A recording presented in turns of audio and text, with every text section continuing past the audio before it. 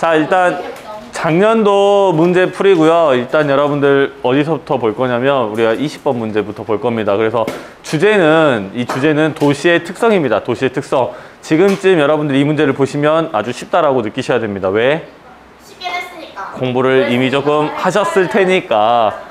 네, 여러분의 눈빛을 보니까 남은 일주일 동안 열심히 하셔야 될 것 같아요. 그죠? 그럼 일단 도시의 특성을 물어보는 거는 도시와 뭘 비교하는 거지? 촌락을 비교하는 겁니다. 도시와 촌락을 비교하는 거예요. 그래서 도시는 촌락보다 인구 밀도가 높고요. 인구 수도 많고요. 확장 방식은 어떻게 되지? 수직적이 특징적인 거죠. 근데 수평적도 해, 안 해?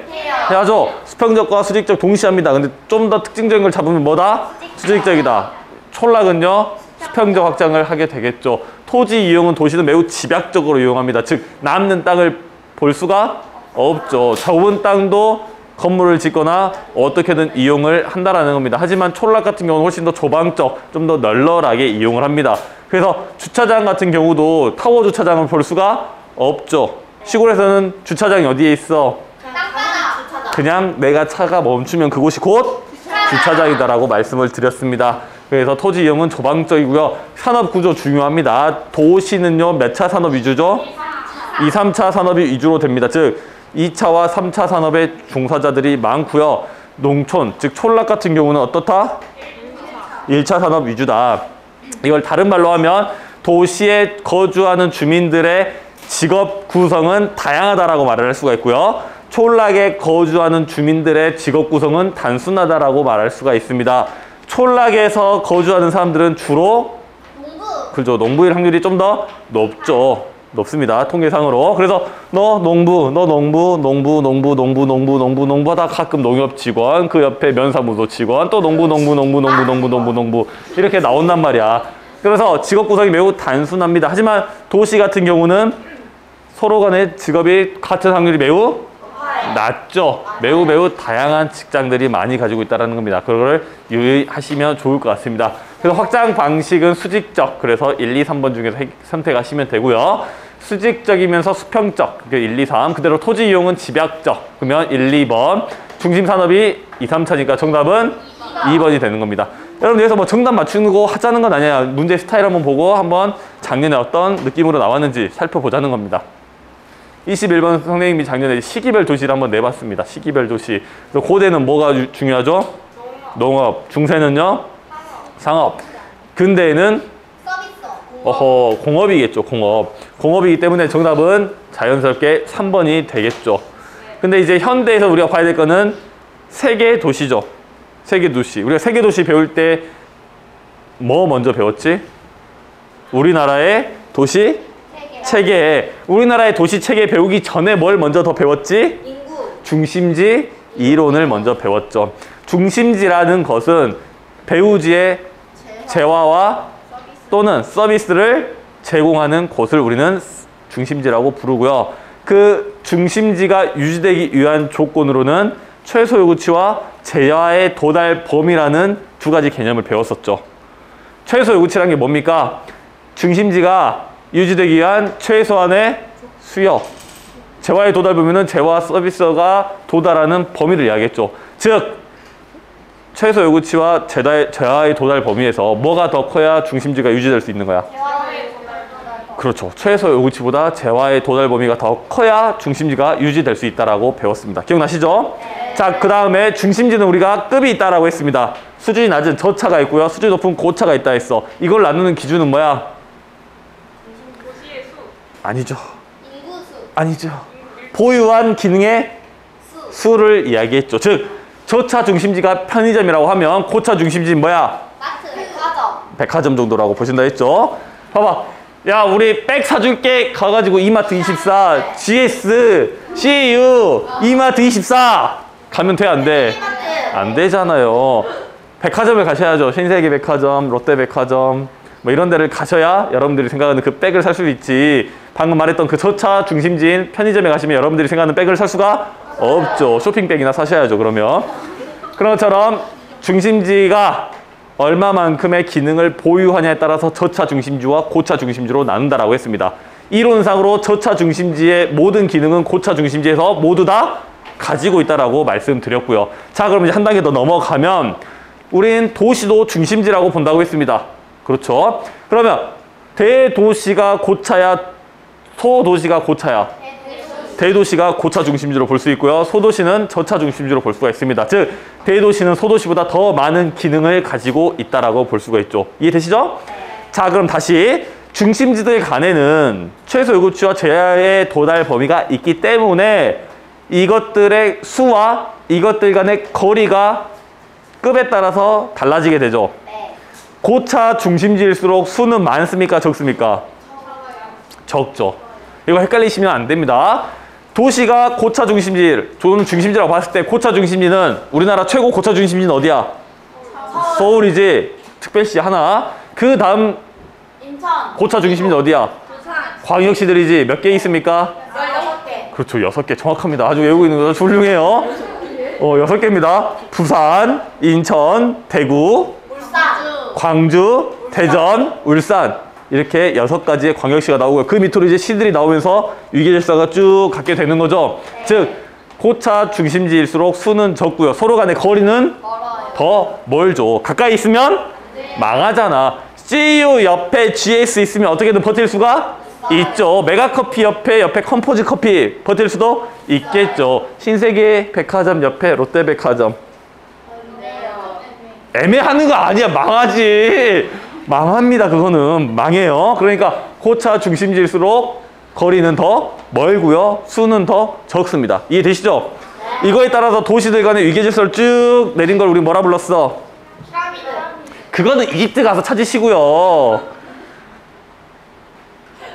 자신 있게 말해줘. 그걸 도시 뭐라 불러? 도시 체계. 그렇지. 도시 체계라고 부른다라고 말씀을 드렸습니다. 도시 체계. 그래서 이 도시 체계에 따라서 도시 간의 위계에 따라서 내려오는 걸 우리는 도시 체계라고 하고 넘어갔고, 이 도시 체계를 배우고 우리가 그 다음 바로 세계 도시로 넘어갔지. 도시가 중심지라고 하면 세계 도시는 중심지들의 중심지 월드 클래스라고 말씀을 드렸습니다. 그러면 이런 세계적인 중심지 기능을 하는 도시들을 우리는 세계 도시라고 부르고요. 이것이 등장하게 된 배경은 뭐였어? 그렇지. 일단 모르면 뭐 던지시라고? 교통통신기술의 발달을 던지시라고 했잖아요. 즉 교통통신 기술의 발달에 따라서 세계화가 됐고요. 세계화가 되면서 다국적 기업의 활동도 늘어났고요. 그러면서 교류가 늘어나면서 세계도시가 등장하게 됐다라고 말씀을 드렸습니다. 기억나시죠? 그래서 이 세계 도시를 선정하는 데는 여러 가지 기준이 있다고 말씀드렸죠. 몇 가지의 선정 지표를 가지고 선정하는데 이 지표를 외울 필요는 없지만 이렇게 선정한다는 것은 알고는 계시라고 말씀드렸습니다. 그래서 무슨 다국적 기업의 본사 수라든지 국제기구의 본부 수라든지 뭐 금융기관의 수라든지 기타 등등등등등등 여러 가지 지표로 하지만 이것까지는 알 필요는 없고 아 이런 걸로 선정을 하는구나 라고만 알고 있으시면 된다라고 했습니다. 그러면 이 스타들의 스타 중심지들의 중심지 그 최고에 있는 애들이 어떤 도시들이야? 뉴욕, 런던, 도쿄. 쉽게 생각하시면 대륙마다 하나 있다고 생각하시면 돼요. 아메리카의 뉴욕, 아시아의 도쿄, 유럽의 런던이 있다라고 보시면 되는 겁니다. 선생님 그러면 아프리카는요? 잠깐 빠져 계시고요. 선생님 그럼 오세아니아는요? 같이 빠져 계시고요. 이렇게 하시면 되겠습니다. 오케이? 그렇게 해서 이렇게 위계 질서를 갖는다라고 말씀드렸습니다. 그러면 세계 도시들이 위계 질서를 갖는 거는 뭐라 불러? 세계 도시 체계라고 부르면 되잖아. 아까 우리는 도시 체계 배웠고요. 거기다가 앞에 뭐만 붙이면 되는 거야? 세계라는 것만 붙이면 돼요. 그래서 세계의 도시들도 어느 정도의 위계 질서가 있게끔 중심성에 따라서 계층을 갖는다라고 알아두시면 되겠습니다. 오케이? 그래서 많은 설명을 드렸고요. 넘어갑니다. 22번 지역 분화입니다. 여러분들 지역 분화. 지역 분화가 뭐야? 분리돼. 뭐가 분리돼? 뭐 사람이 분리돼? 저번에 우리가 세포에서 말해줬잖아. 우리 세포일 때는 우리가 눈, 코, 입 없고 손발 없고 이랬죠. 근데 뭐 하면서 우리는 이게 분화되는 거야? 분열. 우리가 성장하면서 도시도 성장하면서 지역 분화가 일어나는 거야. 지역 분화라는 거는 도시의 지역이 기능에 따라 나누어지는 것을 우리는 지역 분화라고 부릅니다. 처음에 도시는 지역 분화가 안 되죠. 왜? 작으니까 사람 얼마 없으니까 다 같이 내가 살고 싶은 데 살 수가 있으니까. 하지만 도시의 성장 곧 다른 말로 뭐라 불러? 인구가 증가하는 것. 인구가 증가하면 접근성이 좋은 곳을 서로 갖고 싶었고, 그러다 보니 집가가 올라갔고, 집가가 올라가보니까 지대가 올라갔고요. 지대가 올라가다 보니까 지역이 분화가 됐습니다. 이 사이에 하나가 빠져 있는 거 있죠? 즉 지대, 지불 능력에 따라서 가운데로 모일 만한 애들은 가운데로 모이고요. 밖으로 빠지는 애들은 밖으로 빠지게 됐습니다. 중심으로 모이려고 하는 현상은 뭐라 불러? 집심 현상. 중심으로 집중하는 현상. 이거는 상업 기능이 나타나고요. 중심에서 이탈하려고 하는 현상 뭐라 불러? 이심 현상은 어떤 애들? 지대 지불 능력이 낮은 주거 기능과 공업 기능에 의해서 나타난다라고 말씀드렸습니다. 이 개념 다 기억하시죠? 그렇게 하시면 이 내용 문제 어렵지 않게 푸실 수가 있습니다. 한번 같이 봐보겠습니다. 도시 내부의 지역 분화와 관련해서 발표해 볼까요? 동해가 도시 내부의 지역 분화란 도시의 규모가 커지며 도시 내부가 기능적으로 분리되는 것을 의미한다. 맞죠? 네. 도시의 규모가 커진다는 것은 인구가 증가한다. 서해가 이야기합니다. 도시 내부 지역 분화는 지대 지불 능력 차이에 의해서 발생하는 거 너무나 당연한 이야기하고 있고요. 남해가 도시 내부의 지역 분화는 다양한 기능들의 입지 조건이 달라서 발생한다. 맞죠? 네. 상업 기능 서로 입지 조건 다르죠. 상업 기능은 접근성이 좋은 곳을 원합니다. 주거 기능은 접근성이 좋은 곳보다 조금 더 저렴한 지대를 원하고요. 공업 기능도 그렇습니다. 그러다 보니 서로 간에 원하는 것들의 조건에 맞춰서 집심과 이심이 일어나면서 기능적으로 분화가 된다는 게 지역 분화의 원리입니다. 도시 내부에서 접근성이 높은 지역일수록 지대와 집가가 높은 경향이 있죠. 도시 중심부로 모이는 현상을 이심, 도시 외곽으로 빠져나가는 현상을 집심, 반대로 바뀌었죠. 그죠? 앞에는 정말 어지럽게 뭔가 이렇게 어려운 문제처럼 했는데 마지막으로 확 쉬워지는 지문이 나왔죠. 넘어갑니다. 23번입니다. 선생님이 읽어드릴게요. 선생님 늘 꿈꿔왔던 작가의 꿈, 시험 때마다 꿈꾸는 개천절 연휴를 맞이하여 수업 시간에 배웠던 도시 내부 구조를 눈으로 직접 보고자 버스에 올라탔습니다. 엄청나게 건전하고 바람직한 학생입니다. 우리 지역의 중심지로 알려진 곳에 도착하자 배웠던 대로 고층 건물과 전문 상업 기능 그리고 기업들의 사무실 등을 볼 수 있었습니다. 이 지역의 특징인 원도심의 구불구불한 골목길까지 구경하고 나자 어느덧 집에 돌아갈 시간이 되었습니다. 이 친구가 간 곳은 어디야 지금? 도심에 간 거죠. 그래서 집에 돌아갈 시간이 됐습니다. 그래서 집에 돌아가기 위해서 버스를 탔습니다. 하루를 돌이켜보니 이때 나는 조금 더 신중했어야 했습니다. 집에 갈 것이라 믿었던 버스는 낯선 경관들을 끊임없이 보여주며 우물한 개구리 같았던 내게 내가 자라고 태어났던 이 도시가 이렇게 넓었구나 하는 깨달음과 함께 나의 고향을 낯선 엄마같이 느껴지게 했습니다. 점점 낯선 엄마같이 느껴졌다. 즉 친숙한 내 고향이었는데 내가 낯선 것만 보니까 낯설다라는 거죠. 점점 집에서 멀어지는 느낌이 들어 일단 버스를 내리고 상황 파악을 합니다.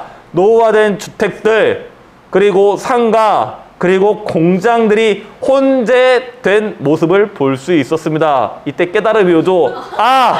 혼재! 어디입니까? 중간 지역이 되겠죠.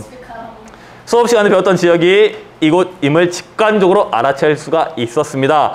어느덧 해가 뉘엿뉘엿 져가며 밤을 가져오고 있었습니다. 서둘러 귀가하기 위해 택시를 잡아 땡땡동으로 가달라고 말씀을 드렸습니다. 기사님은 불과 10여 년 전만 해도 이것이 다 논이고 다 밭이었는데 대단지 아파트들이 많이 생기고 참 좋아졌다라고 말씀을 하십니다. 그래서 우여곡절이 있었지만 나의 고향 답사기를 무사히 마쳤습니다.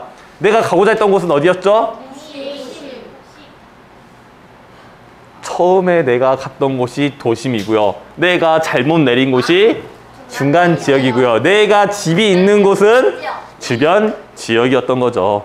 그러니까 정답은 A, B, C 1번이 되게 되는 겁니다.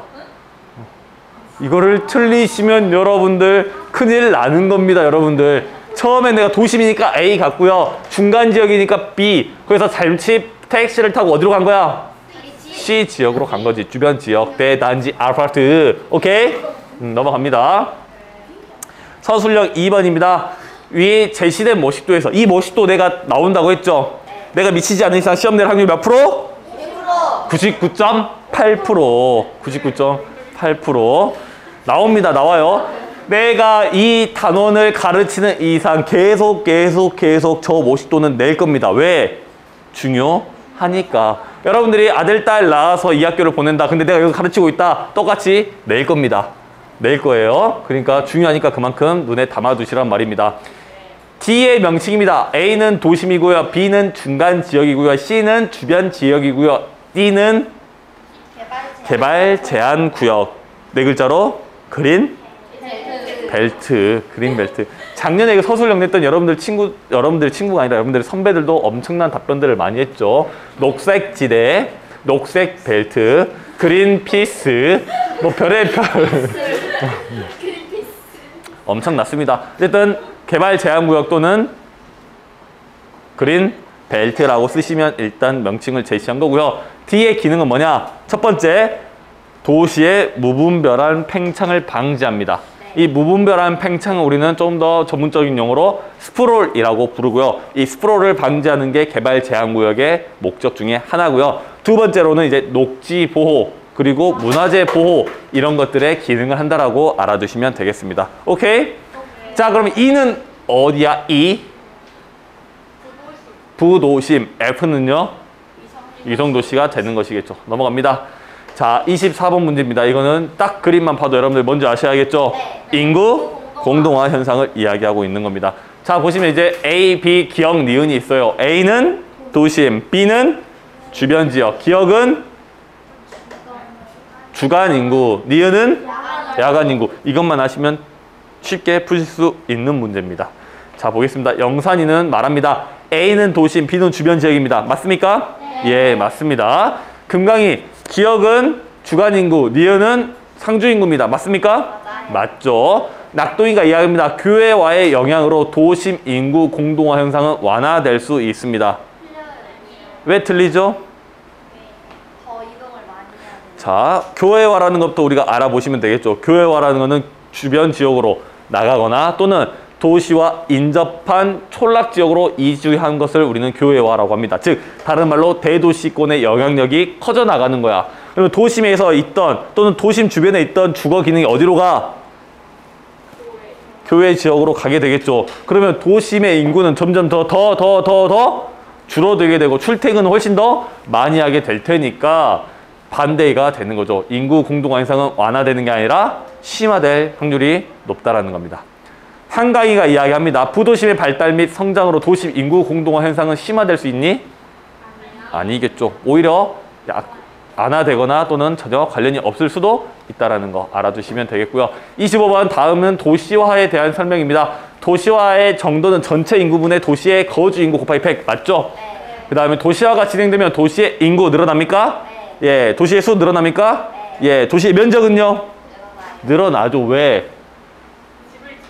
첫 번째, 도시가 아니었던 촌락 지역이 도시가 되겠죠. 도시 면적 늘어났습니다. 두 번째, 도시가 무슨 확장을 해? 무슨 뭐 광개토 대왕이야? 수평장 확장을 하기 때문에 면적이 증가한다라고도 볼 수가 있는 것입니다. 3번, 도시화 진행 과정 중 초기 단계에서는 역도시화 현상에 의해 도시화가 완만하게 상승한다. 화율이 틀리죠. 일단 초기 단계에서 역도시화 현상이 나타나지도 않습니다. 역도시화 현상이란 언제 나타나? 종착 단계에서 나타날 수도 있다라는 겁니다. 그래서 도시화를 완만하게 상승한다. 정답은 3번 틀렸고요. 도시화 진행 과정 중 과속화 단계. 우리가 가장 많이 관심 갖는 게 이 과속화 단계죠. 과속화 단계에서는 무슨 현상이 일어나? 크게 두 가지죠. 첫 번째, 이촌양도 현상이 일어나고요. 두 번째, 교외화 현상이 일어나죠. 교외화 현상. 그래서 도시화율이 급격히 상승하고요. 도시화율이 80%를 넘으면 도시화 진행 과정 중 종착 단계에 도달한 것으로 보는 것 맞고요. 넘어갑니다. 26번. 이 그래프는 여러분들이 눈에 잘 담아두셔야 되고요. 눈에 잘 담아두시고 머릿속에 있으시고 쉽게 보자마자 아, 이게 뭘 물어보는 거구나 아실 수 있으셔야 됩니다. A는요, 선진국, B는요, 개도국입니다. 이 도시화 과정을 보면 개발도상국과 선진국은 가장 큰 차이가 무슨 차이야? 도시화율. 그렇지, 기울기. 즉 시간 차이죠. 시간 차이. 선진국은요, 긴 시간 동안 약 200년의 기간 동안 점진적으로 진행돼서 완만한 기울기를 갖습니다. 개발도상국은요 30에서 50년 동안 짧은 기간 동안 급격히 도시화가 이루어져서 가파른 기울기를 갖습니다. 이게 가장 큰 차이점이죠. 그에 따라서 도시화의 과정 중에 생긴 문제도 다르게 되죠. 선진국은 어떤 문제가 생겨? 오래되다 보니까 그렇지, 낡았어. 노후화가 일어납니다. 슬럼이 형성됩니다. 거기에다가 제조업이 쇠퇴하게 되는 거죠. 개발도상국은 어떤 문제가 생기죠? 과도시화. 그 안에는 주택 문제라든지 환경 문제라든지 교통 문제라든지 이런 것들이 있었다라는 거. 그다음 종주도시화도 우리가 살짝 살펴봤었다라는 거 한번 체크하시면 되겠고요. 문제랑 해결 노력 같이 한번 체크해 주시면 되겠습니다. 넘어갑니다. 마지막 문제입니다. 올해도 살기 좋은 도시 한 문제 냈습니다. 별로 안 내고 싶었는데 여러분과 약속했기 때문에 2점짜리로 한 문제 냈어요. 딱 한 문제. 그래서 살기 좋은 도시는 알아두셔야 되는데 심플하게 보시겠습니다. 살기 좋은 도시란 절대적 기준이 존재하지 않는다. 하지만 삶의 질이 높은 곳을 대체로 우리는 살기 좋은 도시라고 부른다. 이 살기 좋은 도시라고 부르는 삶의 질이 좋은 도시는 객관적인 것과 주관적인 게 두 개가 있다. 객관적인 경제적인 환경 조건 이런 것이 있고 주관적인 것은 나의 가치관이라든지 나의 아주 주관적인 것들이 들어간다. 그래서 절대적인 것은 없다. 하지만 우리는 몇몇 가지 지표를 이용해서 살기 좋은 도시라고 나타내지만 모두에게 완벽한 살기 좋은 도시란 존재하지 않는다라는 게 요점이었고요. 그래서 그 5가지 도시를 이야기 드렸죠. 브라질의 쿠리치바, 오스트리아의 그라츠, 에스파냐의 빌바오, 인도의 벵갈루루, 대한민국의 울산. 그래서 그에 따른 도시 문제들도 있었죠. 개발도상국적 문제와 선진국적 문제를 나누면 편하게 볼 수 있었습니다. 그래서 쿠리치바는 교통 문제, 빌바오와 그라츠는 경제 문제였죠. 특히 빌바오는 철강 산업이 쇠퇴해서, 즉 제조업 쇠퇴에 따른 경제 침체가 문제였었던 거죠. 그 다음에 벵갈루루는 일자리가 부족해. 사람이 너무 많으니까. 그 다음에 울산은 마지막으로 환경 문제가 있었죠. 그에 따른 해결책들 보시면 첫 번째, 브라질의 쿠리치바는 굴절 버스 하면서 교통 문제를 해결했고요. 그 다음에 그라치와 빌바오는 모두 다 미술관을 유치했죠. 그라치는 어떤 미술관? 쿤스트하우스 미술관. 빌바오는요? 구겐하임 미술관을 유치해서 관광산업으로 육성을 하려고 했습니다. 우리 광주도 그렇잖아요. 물론 공장을 유치하기도 하지만 관광산업을 엄청나게 활성화시키려고 하죠. 그래서 지금 뭐 하고 있어, 지금? 비엔날레. 비엔날레 하고 있잖아요. 2년마다. 그래서 그런 관광객들, 아시아 문화 중심 도시화 하겠다. 그런 식으로 이제 관광산업을 개발하고 있고요. 그 다음에 인도의 벵갈루루는 소프트웨어 산업을 육성했고 울산은 환경정비 사업했다. 이 정도 그냥 가볍게 알아두시면 되겠습니다. 오케이? 혹시 질문 없으면 수업 끝.